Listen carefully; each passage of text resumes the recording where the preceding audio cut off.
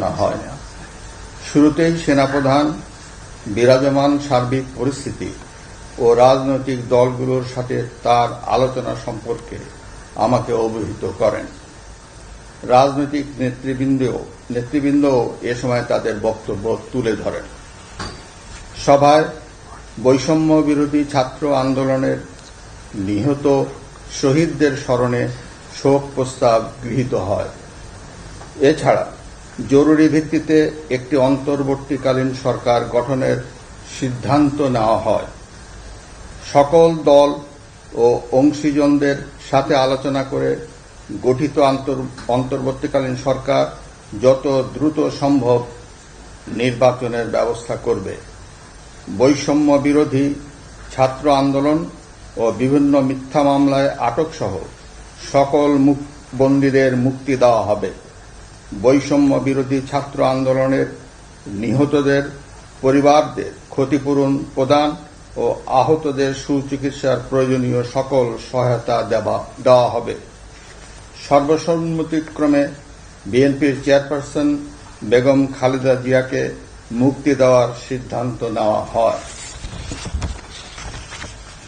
প্রিয় দেশবাসী, আমি দেশের আইন শৃঙ্খলা পরিস্থিতি স্বাভাবিক করতে এবং লুপ্তরাজ ও ধ্বংসাত্মক কর্মকাণ্ড বন্ধ করতে রাজনৈতিক দলগুলোর প্রতি আহ্বান জানাচ্ছি। জনগণের জানমাল ও রাষ্ট্রীয় সম্পদ রক্ষায় সশস্ত্র বাহিনীকে কঠোর পদক্ষেপ নেওয়ার নির্দেশ প্রদান করছি। সাম্প্রদায়িক সম্প্রীতি ও সংখ্যালঘুদের নিরাপত্তা নিশ্চিত করতে এবং সরকারি সম্পত্তি রক্ষায় সকলকে এগিয়ে আসার আহ্বান জানাচ্ছি। দেশের অর্থনীতি, প্রশাসন ও শিল্প কল কারখানা চালু রাখার লক্ষ্যে সকলকে কার্যকর ভূমিকা রাখার আহ্বান জানাই।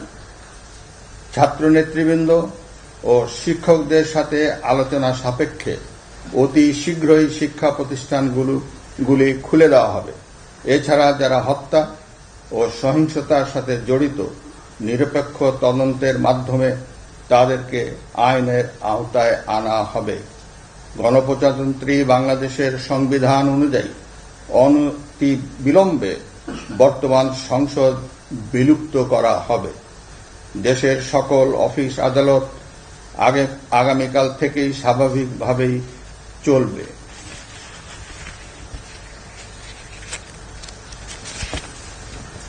প্রিয় দেশবাসী, আসুন আমরা দেশকে বাঁচাতে একযোগে কাজ করি। পারস্পরিক হিংসা বিদ্বেষ ভুলে ও প্রতিহিংসার ঊর্ধ্বে উঠে দেশকে এগিয়ে নিতে নিজ নিজ অবস্থান থেকে ভূমিকা রাখার জন্য আমি বিনয়ের সাথে আপনাদের প্রতি অনুরোধ করছি। একটি সুন্দর ও সোনালী ভবিষ্যতের প্রত্যাশায় আমরা এগিয়ে যাব ইনশাআল্লাহ। মহান আল্লাহ আমাদের সহায় হন। খোদা হাফেজ। বাংলাদেশ চিরজীবী হোক।